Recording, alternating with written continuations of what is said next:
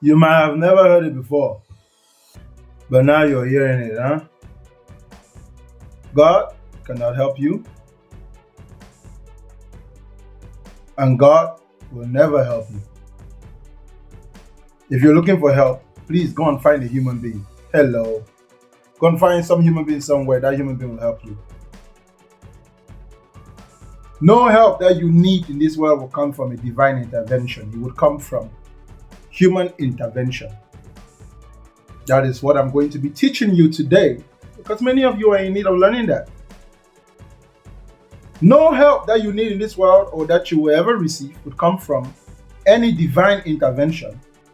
It will always come from human intervention. In fact, you have better luck of getting help from a mosquito before you get it from God. And this seems so simple, right? Because I'm talking to you in everyday language. I'm not really coming to you with some type of intellectual hammer to hammer your brain with big words and big languages using complex phrases to confuse you. I'm talking to you like we talk on the streets in the same manner of speech. God ain't gonna help you. Those of you who've been waiting for God's help, you might find yourself delusional. Thank you, ladies and gentlemen, to every person that's hitting the like button. Shout out to everyone that's coming into the life. Like the life and share the life. Come on, share the life with 100 people. Because these things that I'm talking are quite relevant in the minds of the everyday person.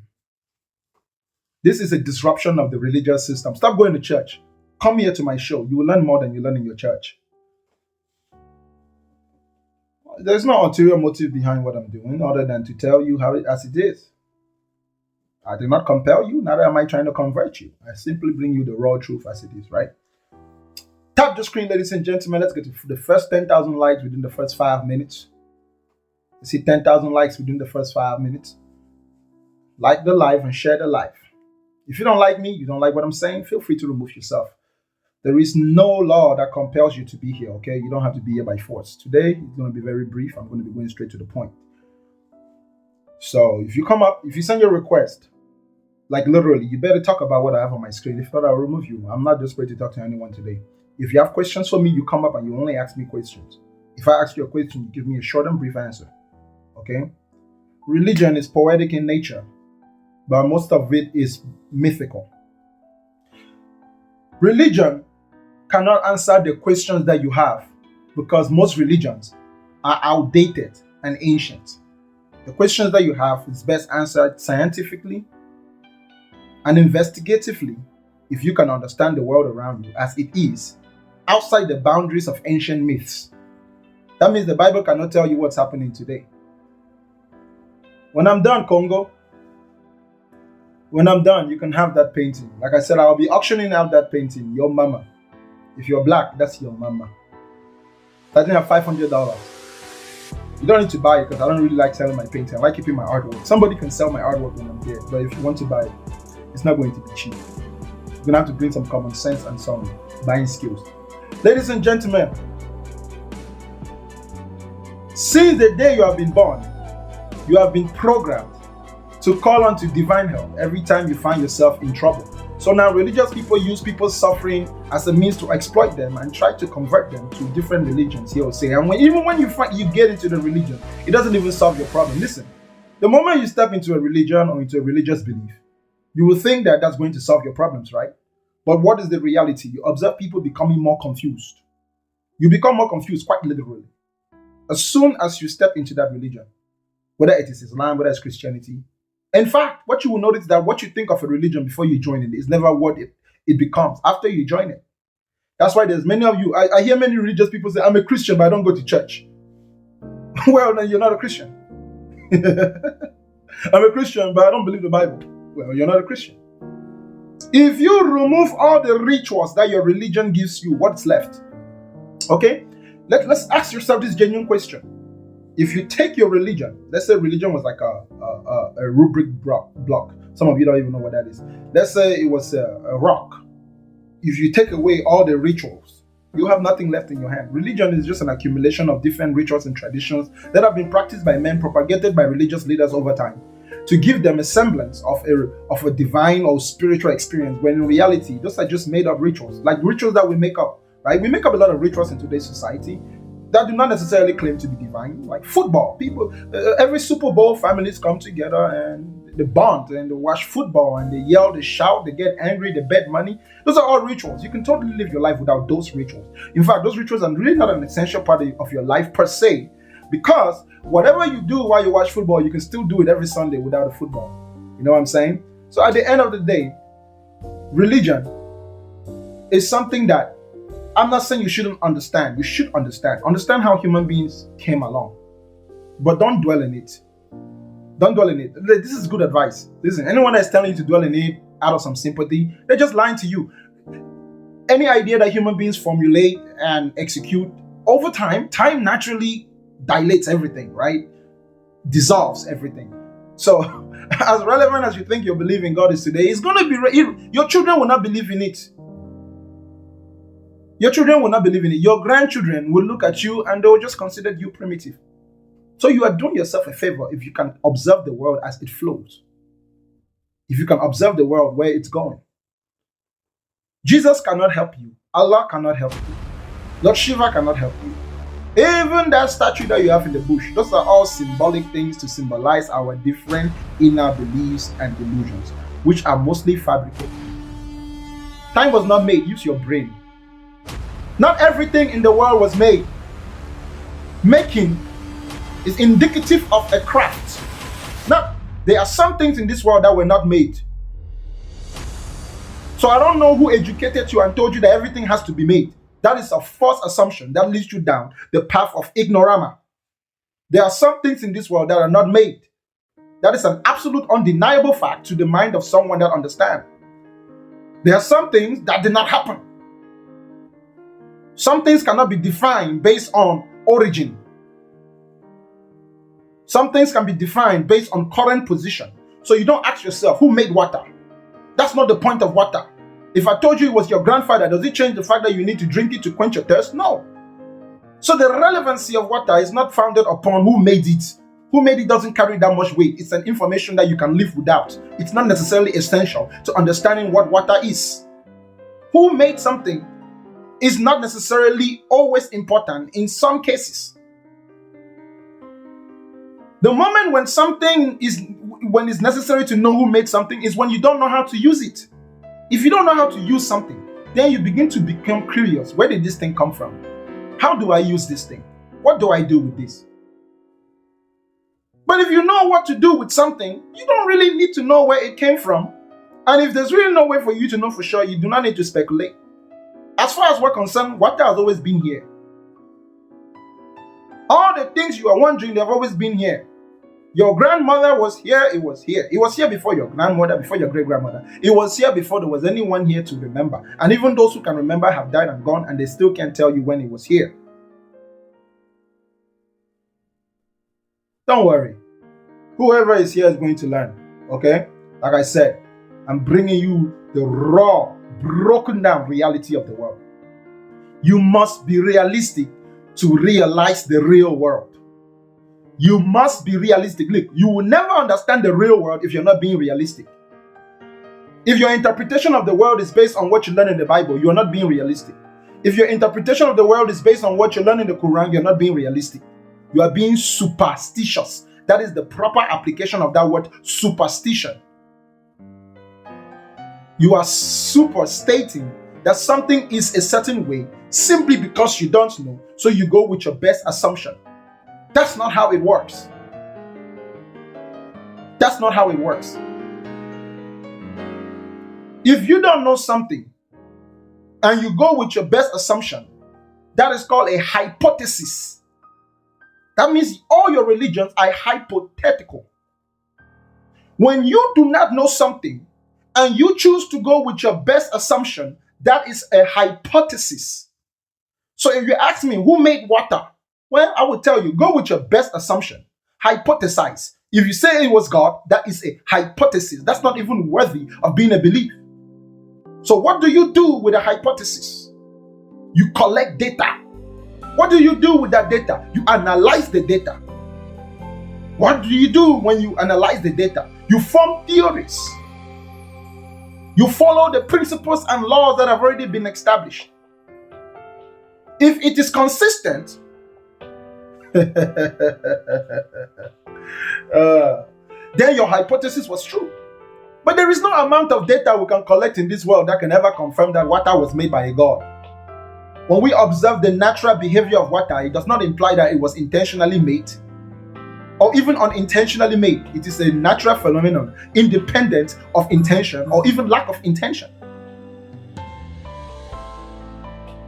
To even suggest that you can make water, y'all. If anybody knew how to make water, why don't you go into the desert and make water for all those people who are dying of thirst?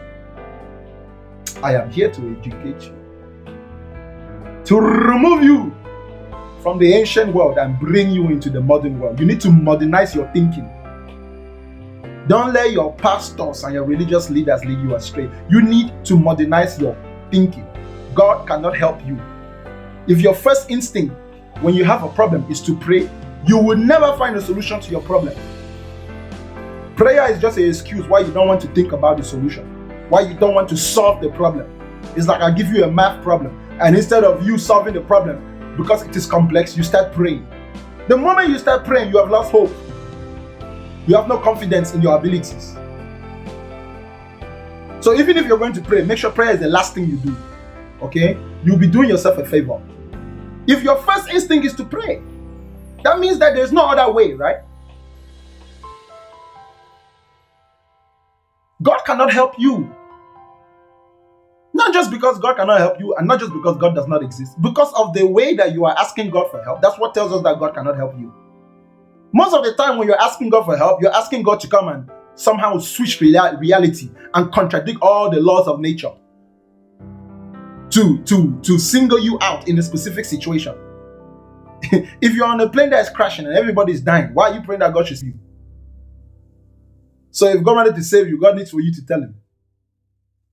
You guys like to, you're praying to God like, so God does not know what to do. He needs you to remind him of his job.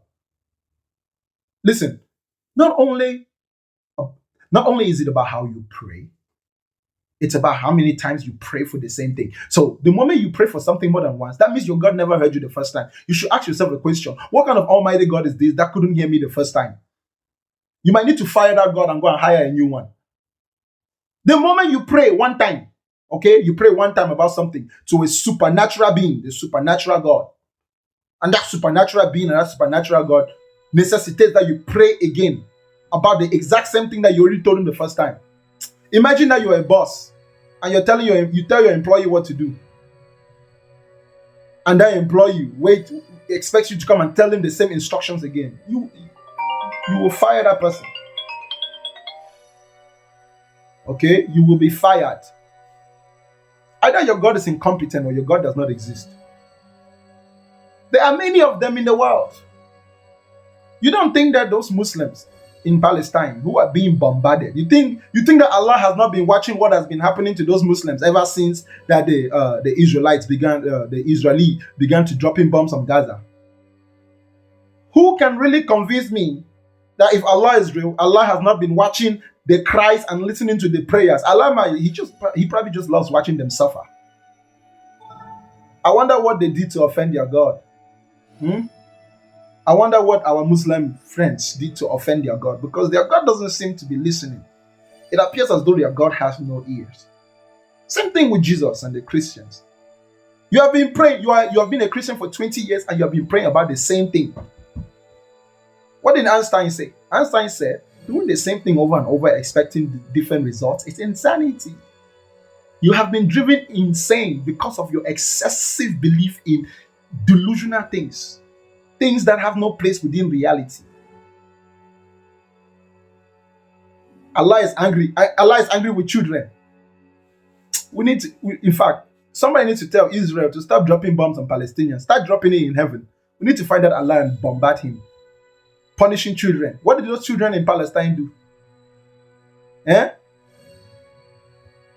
In fact, we might need to unite and go and dethrone these useless gods. Yes, somebody needs to take their place. If I was God, I'll answer prayers. I have nothing to lose. What does God have to lose giving you what you want? Why do you have to pray a million times? Because your God cannot help you. So if you have a problem, my friends, learn how to think critically. Don't panic. Take a breath and understand that whatever is happening to you is common to men. There is nothing that happens to you that's not common to human beings. Even if you are the first person that it is happening to. And you will not solve it by divine intervention. You will only solve it by human intervention. Hit that like button, ladies and gentlemen. We're doing good. We have 14,000 likes. Let's get to 20,000 likes. Share the live. There's only 9 shares on the live. Bamboozle it. TikTok is a struggle with the algorithm. I am not hoping that divine intervention will come and like the screen, y'all. I'm asking for your human intervention, even if you don't agree with me. In fact, the people who should be liking my live show, okay, the ones who should be liking and sharing, is you religious people. Especially you Christians. Does your Bible not say that if you only love those who love you, what have you accomplished? I say love your enemy. So you all better love me by tapping that screen. Tap that screen until your fingers break. If you're a Christian in here, you're not tapping the screen. You're just wicked. You don't even practice what you preach. Jesus told you to love your enemy. I expect all of you to love me, if you even know what love is. You love me by tapping the screen. Bamboozle the screen.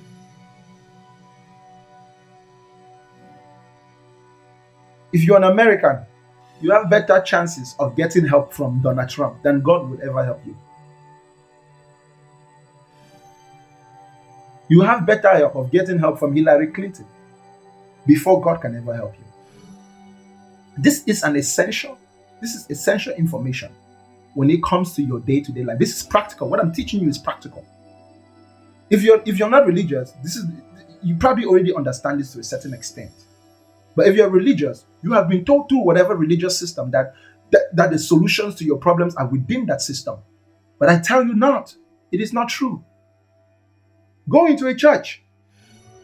You will find one person who's a millionaire, and then you'll find another person in the same church, brothers and sisters in Christ who love each other. You'll find another person who can't even pay their bills.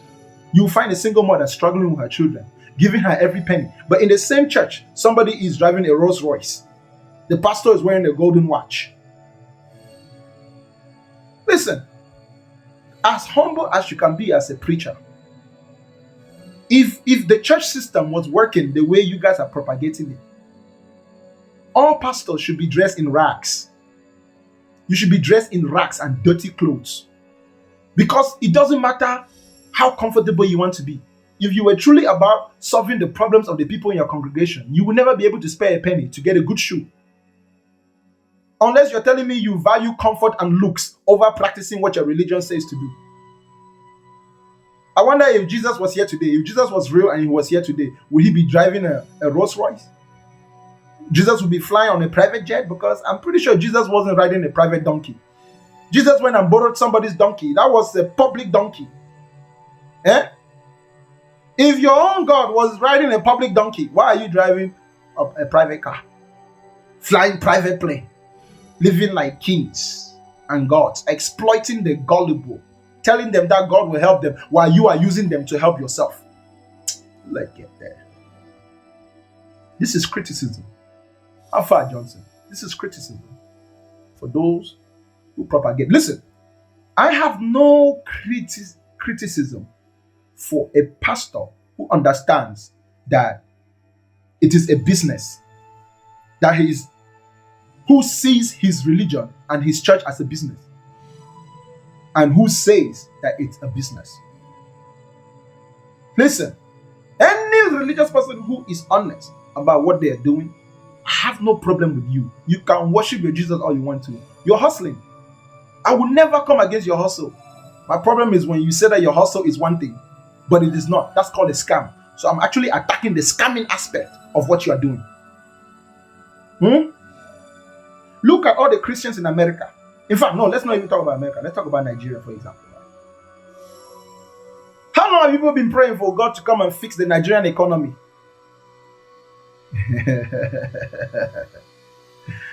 If every Christian in Nigeria that has money and means took care of other the Christian, the Nigerian economy will be booming. Look at white people. Some of them don't even believe in God. They know how to forgive each other. You Africans. Forgiveness. Hey, finding forgiveness in Africa is like finding gold. It is under the ground. You have to dig and dig and dig to find it. Africans cannot forgive each other. Jealousy. Eh? And yet, you are in church on Wednesdays. You're in church on Thursdays. You're in church on Fridays and Saturdays. If you're below 18, do not send me a request.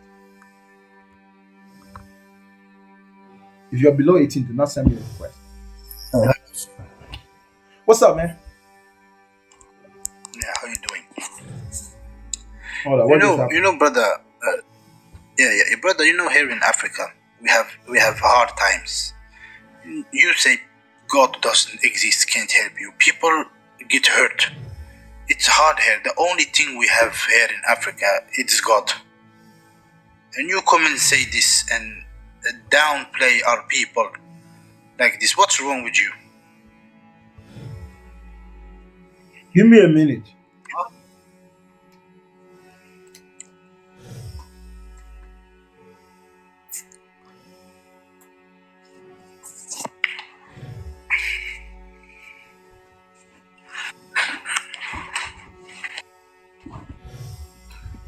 All right, I want you to say what you just said again. Yeah, I say to you, in Africa, I say to you, it's hard for people. The only thing they have is God, and we pray to God, and you say God doesn't exist. Why you do this to Africans? What's wrong with you? Africa is poor. Africa is poor because of that useless mentality. That the only thing you have is God. So only the French know how to come to Africa and find gold, find silver, find diamond, find lithium. Only the French, only the Europeans know how to come to Africa and use technology to take our timber, to take our natural resources. So we are so blind and so gullible that all we have is God. But all the resources we have, we don't know we have it. Come on now, my brother. No, yeah, you're right, but it's not a religion. It's not a problem, brother. Religion is the reason why Africans don't know that they have resources. Like you said to me, you are the one who said to me that in Africa, all we have is God. Yeah, no, listen. I think the problem is if you adapt the law they gave us when they come in my country. The Frenchmen came to my country. They unalived millions, and they put a white man on a cross and told us to pray to that white man. If you believe in that God, I am with you. You can't take something. People enslaved you, and they say to you, pray to this white man on the cross. I with you. It's wrong.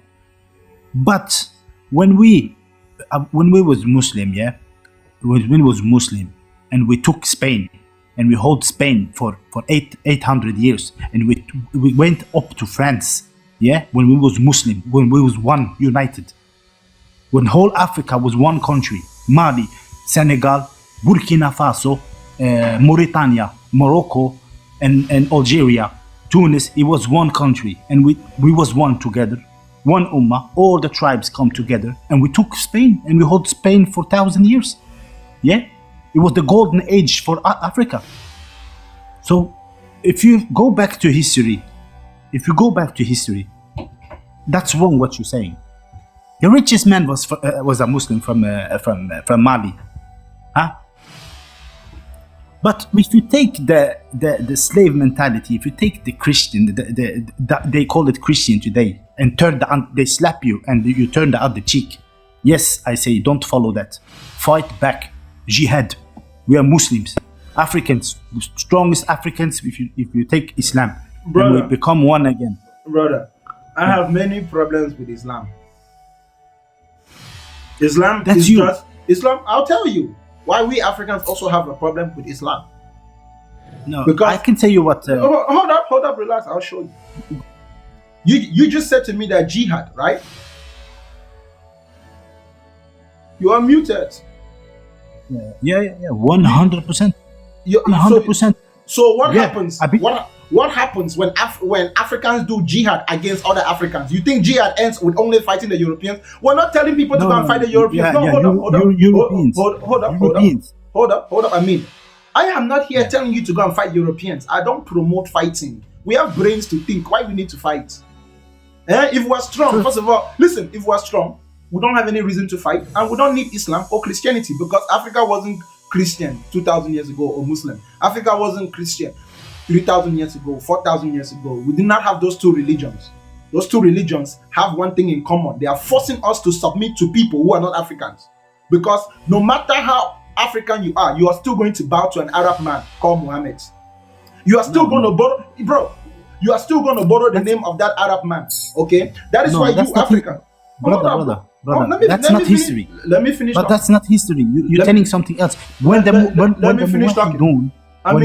African Muslim Wahidun, when they fought the Arabs won. Are you gonna keep talking over me? I was talking. Bro. No, but tell facts. When you were talking on my live show, I was nice to you. So don't do that. At the end of the day, what I'm telling you is that I don't care if Islam tastes sweet like sugar. Our traditions also taste sweet like honey. I want you to think of Islam and Christianity like artificial sugar. And I want you to think of our African traditions as honey, natural honey. We don't need foreign religions. It will still cause the problem of identity crisis.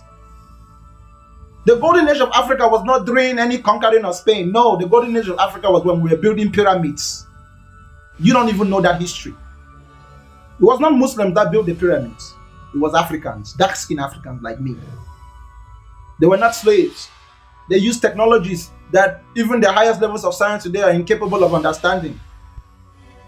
You understand? So if your history of Africa only goes 1400 years until Muhammad, you're being narrow-minded. You want to tell me about historical facts? Let's go back 10,000 years. You tell me what you know about 10,000 years of African history.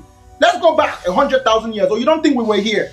You see now, if you understood the different tribal diversities in Africa, you realize that our history is not the same as you Arabs and you Europeans. Your history is 4,000, 6,000 years old. No, ours goes back millions of years. Now you tell me what you think is the history of Africa. Tell me. Number one, I'm not Arab. I'm Tuareg. I'm like same color you. But what I want to say to you is the Egyptians, when they had slaves, they enslaved people. Don't talk to me about Egypt. There was nasty people. I'm not talking to you about Egyptians. What are you talking about? Yes, just let me tell you. See, now you're cutting me. They have incest. Bro, hold on. Family incest. They had incest. Pharaoh had incest. Dirty man. I mean, let me say something to you. Let me say something to you. Okay, dirty people. I mean, you want to live like that? I want to talk to you, bro. I honestly want to talk to you. But first of all, rule number one, this is my show, okay? So if I give you a chance to talk, just talk. If I interrupt you, I have to. That's how I'm running my show. So please don't take it personally. If I interrupt you, that's how it is. But I don't want you to interrupt me when I'm talking. If I interrupt you, it will not be to take away from your point. It will always add to your point. Because I'm not here so you can tell me stories. Now, first of all, I told you that if you want to tell me about real African history, tell me about real African history going back 2,000 years, 3,000 years, 4,000 years, 5,000 years. Who was in Africa before the Egyptians? Who was in that land before the Egyptians? Can you tell me? What was the name of that land before it was Egypt? I don't know. I know you're Tuareg, bro. Even the Tuareg, bro, you guys you're not indigenous to Africa. You migrated there. You migrated. You see, hold up. Who's indigenous? We West Africans, and in fact, the most indigenous people in Africa. I'm West African. Hold up. I will show you what tribes. Okay, brother, I'm West African. I understand. Today you are in context because you live there and you've been there for a few years, maybe even 1,000 years or 2,000 years. No problem. But I'm talking to you about history. I've been in Africa, nomads in Africa for thousands of years. We have 4,000 years of history. Hold up. Why you? Listen, what you talking about? I'm not even going to argue with that. Okay, let me just put it to you in context. What do the Tuareg know about the Congo? Tell me. What do the Tuareg say about the Congo? Any African tribe which does not know about the Congo is not indigenous. If you tell me what is the Congo, bro, tell me what is the Congo. What is the Congo? So you saying that Bantus are the only real Africans? Even before the Bantus, there were even some other ones. Even before we were called Bantus, was even before Bantus. But yes, the most indigenous and today. Fulani. What about Fulanis? The Fulanis are not African? No, those are migrators. The Fulanis and the Somalis, They are the ones who used to live in what you call Persia today. So when they were kicked out, bro, I'm telling you, listen. They are the indigenous people of Persia. You, the Turek, you guys are indigenous to Europe. Like, that's you people's land. There's many things that happen in many years. Black Europeans. We are black Europeans. Bro, listen carefully. The Bantus, the midnight people, the people who are black like the darkness of the night, they're the ones that were on the main continent. But we black people don't only originate from Africa. There are other black people that originate from other parts of the world. You understand? But we converged there because that was a place of safety when Africa was in the peak of its glory. I'm talking about like the age of the pyramids. Go around the world, you see pyramids. The most majestic ones are there in our land, right? But it even predates that. Yeah. So 80% of Africans are not Africans. They are not indigenous in the real sense. Okay, actually, I was going to tell you something. The ones that are even more indigenous, even more than us Bantus, is the Pygmies. The Pygmies, they have the oldest claim to the whole continent. There used to be millions of them. Even us, some of us, we helped to get rid of them. And there's even some tribes in the bush, in the Congo, that you and me, we have never even heard of. Because they live in places that are inaccessible. The weather systems are very... Listen, bro. One funny thing about us Africans is that everybody else around the world tells us about Africa. But those of us who live there, we don't even know what it is. You're right, because if you have some tribes in the desert today, yes, they have been there for the thousands of years. If you go to those tribes that you're talking about, if you go to those tribes that you're talking about, they will tell you that the desert wasn't always the desert. So if you want to find it was green. Yes, if you want to find the indigenous people of the desert, find the people with the history of the desert when it was still swamps. They are cities. Cities. They are majestic cities buried under the Sahara Desert. How it became a desert, we don't really understand even till today. You see the pyramids, bro. If you go in the pyramids, those ones in Egypt, there is more of the pyramid under the ground than in the air. More than 5 times more under the ground. Those are not structures that are just sitting on the surface. They are not structures. And the pyramids are not just in Egypt. Even in Nigeria, they are there. A lot of them were destroyed. It's a legacy. There's some in Sudan too, I think. Yes, Sudan. Is it? Yes, those ones which are replicas, right? The technology, the reason, in fact, bro, it's not just pyramids, okay? There was a reason why pyramids were being built. That's actually the most important part. That is where the science that today you guys call black magic, juju, genes, right? In Islam, you guys call it that it was genes who give human being that. It's not genes. It's just that the civilization that was in the ancient world was so advanced. When we see them, they were so advanced. They were doing genetic experiments. They had understood genetics to such a high level. Something happened, and that's what something happened, which I'm not going to talk about. To be fair, every time I talk about it, TikTok drops me. Something happened, bro, that changed the balance of power in the world. At the genetic level. And you can take it for what you want to take it, or you can go into the superstitions of your religion. There is a reason why when those gods come back, they're always coming back to fight war. So even when Jesus comes, okay, the Isa, that the Muslims say, when Isa comes, he has to fight Dajjal. Who do you think Dajjal would be? What do you know about Islam? What do you know about Islam? Bro. Who do you think? Hold on, bro. Who do you think Dajjal is? Dajjal is gonna be like you, Torek, black skinned man with Torek, like you. He's gonna be Torek. That's what. He's gonna. I think he's gonna come from Israel. I think. Bro, those people in Israel are not the people that Muhammad was talking about. The people that Muhammad are talking about are in West Africa today. The Jews that Muhammad was talking about, those ones are in Africa. Those ones there today, after the Europeans did their thing, So those now are Europeans. They're not. So even 1400 years ago, when Muhammad was writing his thing, when the Christians were doing their thing, those Jews those people who were living in that land, they were people that look like me, exactly like me. So right now, the reason why even your Islam cannot solve your problems is because the demographics have changed. I want you to think of the Middle East like America. Okay, I want you to think about it like America. 500 years ago, 1,000 years ago, if you came to America, you will not see a single white person. But if you look at America today, you see white people. So anyone who is uneducated would think that white people might be indigenous to this land, the way they control it, the way they own it, the way they celebrate their history. You might think they have been here for thousands of years, right? So they are building a history around it.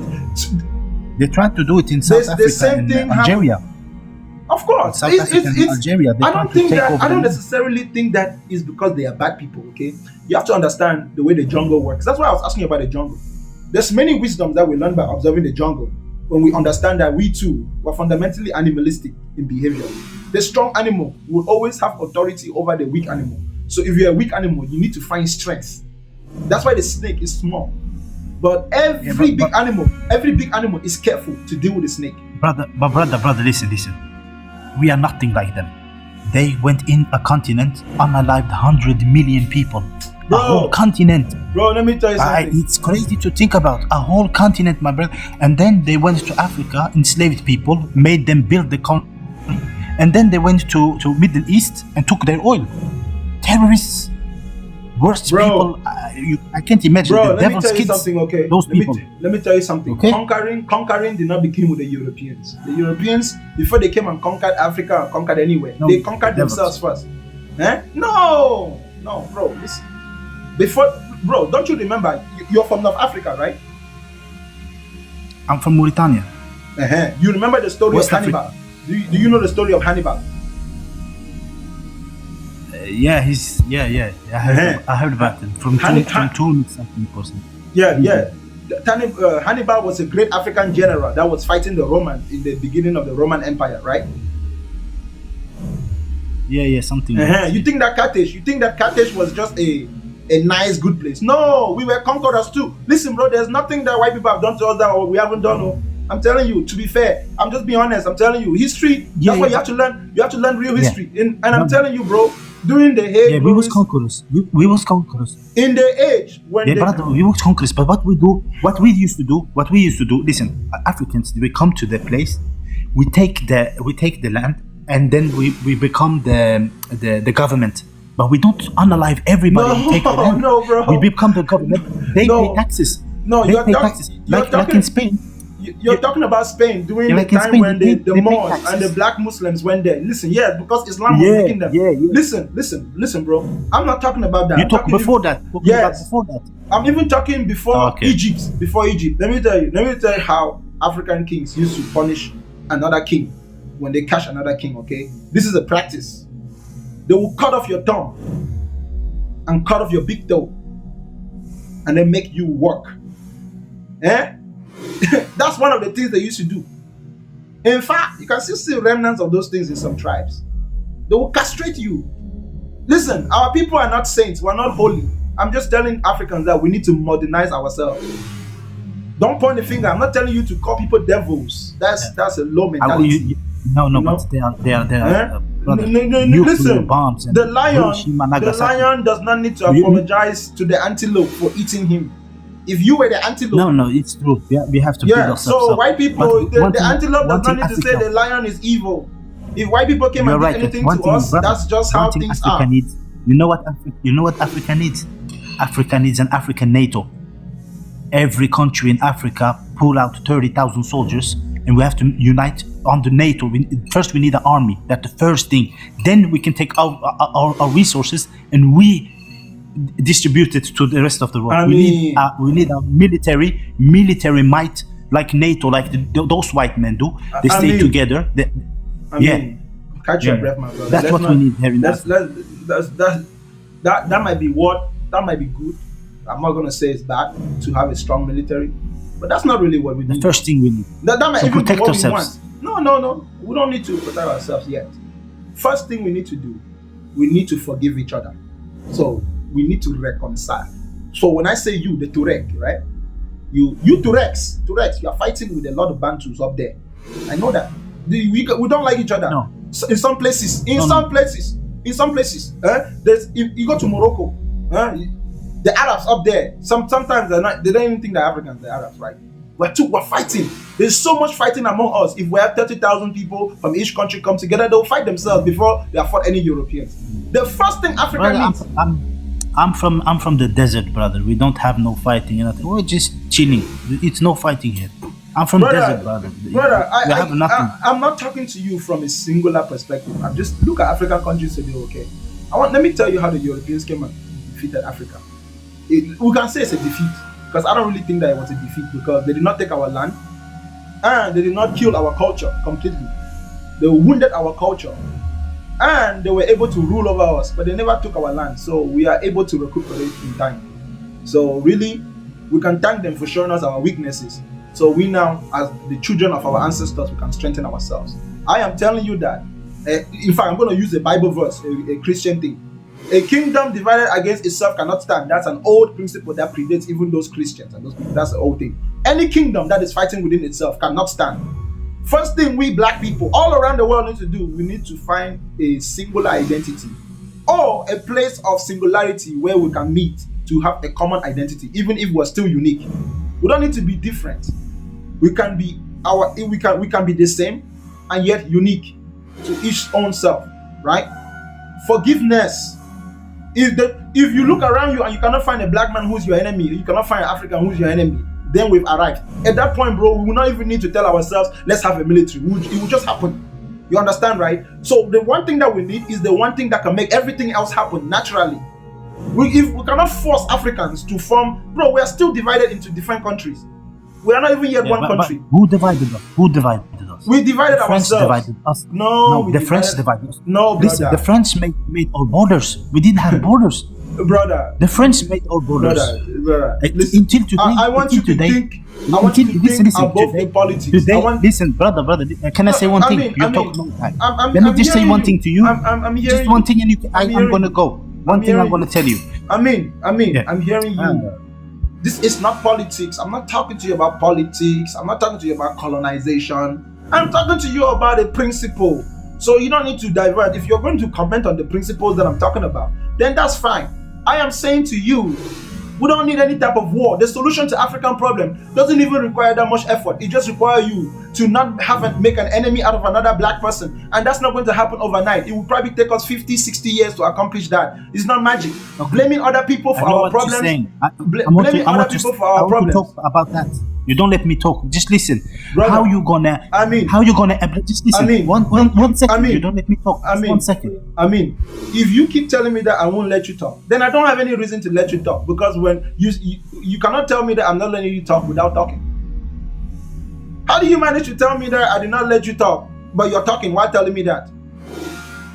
How can you say I'm not letting you talk when you're talking when I'm talking? Come on now, bro. I'm trying to bring your attention to something small. Then you can talk. Doesn't matter if I talk for 100 years. If I ask you what was the last thing I said, you won't even be able to say it. The moment someone begins to get desperate, I want to talk, that means you're not listening. There's no way you're listening to me if you are so desperate wanting to talk. What did I just say? You want to let me talk now? I'm going to I want you to talk, but don't just tell me anything. Tell me what I just said. You want me to say what you want to say, or do you want me to talk normally? I want you to what you want to hear from I said, me. I can confirm that you were listening to me. I want to confirm that you were listening. I want to confirm that you were listening. Tell me what I was saying, talking about the last 2 minutes. Just give me a nutshell what I was talking about the last 5 minutes. Bro, you're talking about we don't need war, we don't need this. That's what you're talking about. I'm saying to you, we need war. We need to take out the French. I was saying that we don't need, bro. What I'm saying to you. Next guy, bro. Come on, bro. You ain't listening to me. I'm telling you that we don't need war, we don't need this. That's not what I said. That's not what I said.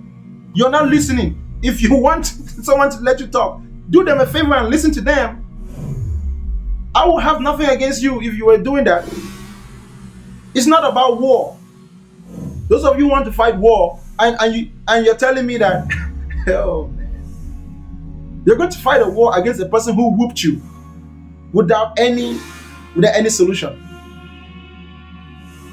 Hey, African people. God cannot help you, by the way. I don't even know why I digress to that conversation. Yeah, bro. How you doing? I'm doing good, man. What you got for me? Go straight to your point. Yeah, so I just wanted to touch on the point of, even if God doesn't exist here, like in terms of the foreign religions, what about our own religions? It doesn't. Does any of that stuff work? No. So like the bulletproof doesn't work. The like Shegbe, all them things don't work. That's what you're trying to say. Hold up. Rephrase your question again. Let me make sure I did not misunderstand you. Are you trying to say all the powers that they're saying we have, they don't work? What powers? Like the like powers that relate to religion, to the culture or religion or whatever, the tradition, the native stuff, or the. That's not That's not what I'm saying.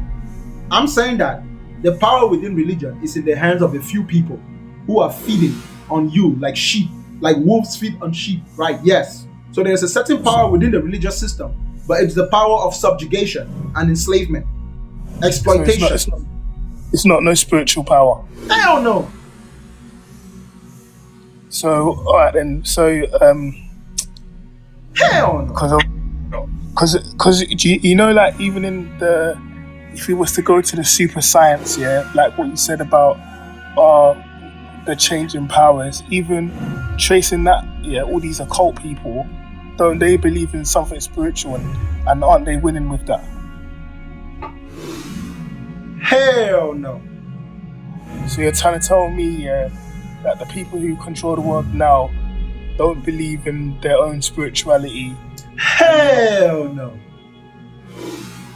So then if what you're saying is true, yeah, that they don't believe in their own God, yeah, then why are they doing a madness then? Why do they need to mess up the world? So they don't have to share the real resources and riches of the world with you. If they have you chasing the Holy Ghost, right? Most Christians are chasing the Holy Ghost. Then they can chase your holy money. They can make you take your money and give them, while they give you the Holy Ghost, and you spend your whole life chasing the Holy Ghost. But yeah, money's not real. Money's not real anyway, though. Like, if money is not real, give me yours. Like, obviously, bro, if money is not real, bro, you can sign a contract with me right now. You give me your every paycheck. Me and you, we can talk privately. There's no problem. No, bro, I don't want it to be private. That way, I'm not a hypocrite. You can do it on live. Bro, money is real. What do you mean by money is not real? Money is not the same as religion. No, but I think it is. Because at the end of the day, yeah, if you're really that wealthy, does money matter to you?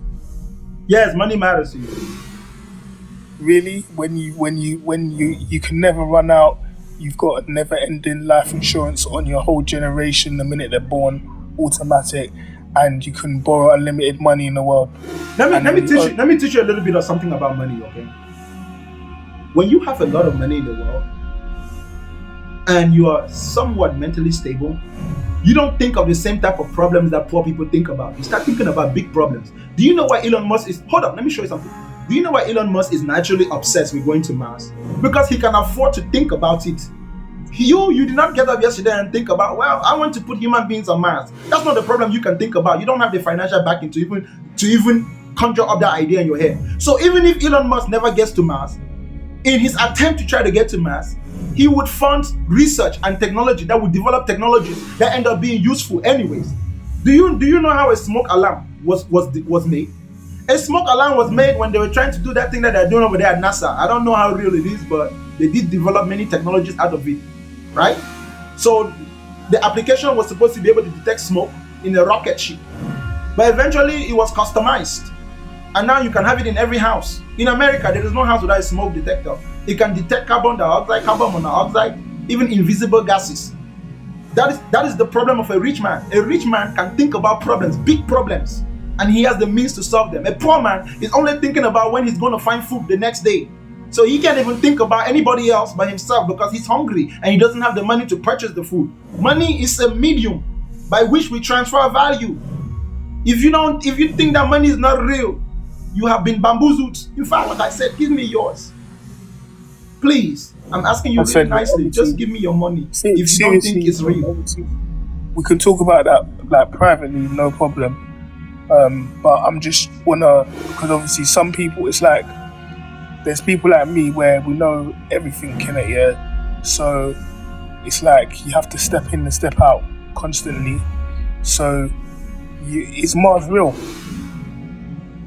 Do you think, apart from looking at it as part of astrology, do you think it's possible to get to Mars? My personal thoughts on that is that if what they have told us about how our world is true, then yes, it is possible. But if what they have told us about our world is not true, it might very yet be possible to go to that thing that we see there in space or up in the sky, but maybe not in the way that they have told us. So nothing is practically impossible for human beings as long as our knowledge continuously increases and our ability to translate ideas into technology does not decrease, right? So technologically we can solve any problem given time. Now, individually we cannot solve those problems, but generationally we can solve the problems. That's why people 100 years from now will not have the same problems that we have, because we would have solved most of the problems that we have today. People 100 years ago had problems that we don't have today because we've already solved them. One of the major problems 100 years ago was where to put sheet. You know, where to put sheet. If you lived in a place where you couldn't just dig the ground and put your sheet, it was everywhere. Now we have toilets in every household in the Western world. Even a poor person still has a flushing toilet in his house. That's a luxury that even rich people did not have 200 years ago. 300 years ago, rich people did not have a warm shower that could bring hot water and cold water. Those are problems. So 100 years from now, people are going to be having problems that people are going to have problems that we can't even imagine, because they would have solved all these problems. That's how knowledge increases. So 200 years from now, going to Mars will not be a problem. 300 years from now, provided that our technology does not decrease. Well, do you know what? I heard, like, not so long ago, like the past 100 years ago, we already had that free energy that obviously Tesla was showing us about, because that's how stuff was built. The way houses was built, it was its own natural air conditioning, and we already had that static form of electricity that Tesla knew how to transmit wirelessly. And it's like what we're doing. We were using the AC. AC is not working, and it's dangerous. So we're trying to like go to DC, back to DC, and that's what solar is as well. Solar energy is DC. So it was a clash. Bro, do you even understand technology, bro? Do you understand how technology works? Yeah. There is no singular technology that it's practical in a singular use. So the technical aspect of technology is that most technologies can be applied in different ways. Yes, electricity, since its advent, has always been something that we know we can use as energy. But how to make it practical? You need systems put in place that cannot just come out of thin air. I want you to show, I'm going to tell you something, okay? Electric cars, right now, one of the biggest problems with electric cars is the infrastructure. We have to almost redesign our roads, redesign our system to put charging stations everywhere. You understand? That's practical. Electric vehicles require batteries that require lithium. In the ancient days, they used to mine with just human labor alone. To be able to mass produce that was not something they could really just go and get. But today we have drills, we have all types of computers. So the computer had to be invented first and be put into practical use to the point where everyone can have a computer in their hand before electric vehicles could become practical. The internet had to be invented first before that became practical. So it doesn't matter what we had 200 years ago. If it was not practical, then we really didn't have it because it was only in the hands of some people. That is how technology is. That's how technology works. Right now, not really. Like, obviously, the way it works is obviously, if you're the tech guy, you need money, and if you don't have the money, someone has to give you that money, and that person is only giving you money based on them making money. So that's why Tesla stuff got pushed to the back. So bro, the same way we could stop thinking one. What I'm telling you is that stop thinking one-dimensionally. Technology and its application are both relevant. If you have a technology, everything has to make money. If it doesn't make money, it doesn't make sense. Like, it's the same thing. AI is free, yeah, but for you to get that for free, you need to be paying a monthly subscription. If you're not paying a monthly subscription, you're limited or you're getting an old version which is still collecting data, which they will add to the new version. Brother, you are thinking in an imaginary perspective and out of realistic application. I'm telling you, bro, despite whatever you think you know, be realistic. So you're telling me it's nothing's about money. Like even everything, they'll tell you, oh, we're gonna do this, we're gonna do that. Even Like, if it is about money, even if it's about money, you're not going to make that money unless you can put whatever it is that you have technologically into practical application. Somebody needs to buy it. If that person doesn't have a use for it, like, bro, imagine that you give someone a phone 200 years ago in a world where nobody else has a phone. What use would a phone be? A phone would be no use. It won't make you no money unless you're just scamming people and claim to have supernatural power. If for a phone to really make money, the phone needs to be in a world where everybody can have it. If you had an electric car 200 years ago, but there's no charging station, you're going to drive it one time? No. Listen, bro. So do you know how electricity is transmitted wirelessly for free? Bro, what about knowing that is going to make what I just said irrelevant? So obviously, like what you said about the infrastructure to have it in your house everywhere, it was already there. It's just that, like I said, the guy. Give me one place where it was. Give me one place where it was. Tesla. The guy Where was Tesla? Where was Tesla? Where was he? He was in America, right? What part of America? I'm not sure what part of America. You don't know where he was. You don't know what the infrastructure there was. It doesn't matter what idea he had. He needed time. So Tesla, all his ideas are still being put into application right now because that's how technology works. Most of the technologies we have today, somebody have thought about it. Just like I'm telling you what AI will be 200 years from now, because I'm thinking about it. People are thinking about it. Elon Musk is thinking about it, right? Like Elon Musk is thinking about putting chips in people's heads and we being able to download information into people's head. But the infrastructure is not yet in place. That technology cannot be put into practical application. But there are many other technologies like AI needs to develop. AI needs to really develop. And then you're going to begin to see how practical it is for human beings to merge with machines. So infrastructure is necessary, bro. Like if you have a car but there's no road to drive the car, what's the point of having a car? That's what I'm telling you, bro. Like cars became popular because we built roads that could let the cars drive. I'm not arguing with you. I hope you know I'm not arguing with you. I know you're not arguing with me. It doesn't have to be an argument. I'm just telling you, bro, like in your understanding of what you're saying that we had, that's not necessarily irrelevant. But it is not independent of infrastructure. No technology is independent of infrastructure. Just like God is not independent of people's imagination. You make it in your head. If you want God to be, you have to make one with your hands. If you want your God to be real, you have to make it with your hands, just like every other idea. If you cannot make it with your hands, it's not going to be real. It's just going to be an idea. And you're going to need an infrastructure. That's why religions build churches. That's why they build churches. They create rituals to accommodate people. It's not just technology. Any idea that human beings have, even if you build a prototype, you still need an infrastructure.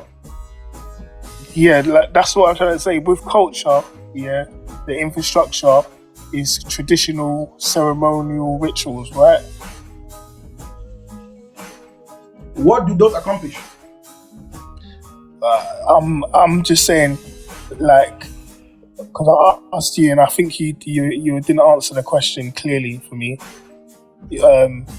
Africans, they got their own religions. Like, obviously you're Nigerian, so let's say you're the people that believe in their chi and their ancestor that would have died to protect them and be their guardian. Is that real? That's what I was asking. No. Whether we say God is real or not, no. Fair enough. That's for maybe Christianity. But then in African, some people, it's their ancestors, it's the ones before them. That's obviously put. Those are not things that Africans ever consider to be real per se in the real sense of the word real, right? Check this out. Our traditions and our religions are really no different from the Europeans. They affect us no different from how the Europeans use their culture as a merchandise of colonization and indoctrinating those whom they've colonized so they could transform their minds to be in their own image, right? If a European came to your country, if he could not force you to leave your country, he would just decide to influence the way you think. Because if he influences the way you think, he can still make you do what he wants you to do because he has used his religion. At the very core of religion, the way religion develops in different societies, you have something called identity. right? So yes, traditional religion, from a traditional sense to a traditional people, your religion can serve you in terms of giving you perspective on your own identity as a living, breathing, biological human being in the world. So the Europeans know their tradition, they know their culture, so they put it into practical application. And then they merchandised it. Now you're buying the European man's religion. What are you going to do with it? It wasn't designed for you. The identity at the core of that religion is not your identity. The only way you buy that religion is to forsake your own identity and purchase it. The rituals are like a facade. It's like entertainment. It's like football, right? Football in the real sense, is it a real thing? No, it's just a game. But what do we get out of the game? We get entertainment. That's kind of how religion and culture is developed. But the science that we have is real. It's real. If we can separate the superstitious aspect of our tradition and culture from the practical aspects of them. If I tell you that I can bring down lightning from heaven, you ought not to be impressed with the fact that I can bring lightning from heaven. You ought not to begin to bow to me. You ought to simply ask me, teach me how to do it. Tell me how you did it. That should be your first thought. If someone does something you can't do, you don't need to be impressed. It's not like you can't do it if you know what he's doing. No, I'll simply ask you, bro, tell me how you did it. Now, if they don't want to tell you how they did it, then you know that they want to have having that knowledge over you gives them control over you. You understand what I mean, though? But obviously, people will say they can do some chants, they can play some drums, and it will rain. Is that true? Have you ever seen it happen? Not in my face. No. Yeah, so it's probably made up. It's a scam. Right, and what about my good brother? In as much as I would love to keep talking to you, man, I've actually come to the end of today's show. I was going to be online for exactly an hour, and it's been exactly an hour. I've been very busy these days, y'all, so you have to really catch me when I'm online. So keep a watch out for me when I come live, and you'll be able to catch the session. So everyone I wasn't able to talk to, I apologize. Catch me next time. If I have a few minutes later, if I have another hour later, maybe I'll come up if I go to work. But right here, right now. Can I tell you to look up someone? Can you hear me? Look up who? Let me just check his name. His name must be. The person's name is James Casbolt. James who? Casbolt. Spell Casbolt. Casbolt.